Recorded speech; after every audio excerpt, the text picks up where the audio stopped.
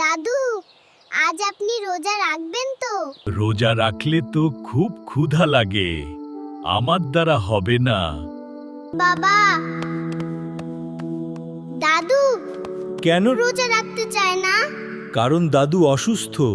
রোজা একটু কষ্টের মনে হয় অনেকের কাছে, না, কিন্তু এতে অনেক সওয়াব আছে। রোজা শুধু ক্ষুধা সহ্য করা না, হ্যাঁ, এটা ধৈর্য শেখায়। কিন্তু আমি তো খুব ক্ষুধা সহ্য করতে পারি না।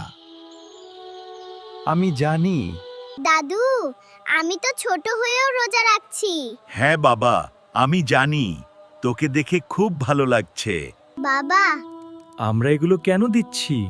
আমরা এগুলো গরিবদের দেব। বাব্বা, রমজানে অন্যদের সাহায্য করলে আল্লাহ খুব খুশি হন। আমি বুঝেছি, রোজা শুধু ক্ষুধা না। হ্যাঁ বাবা।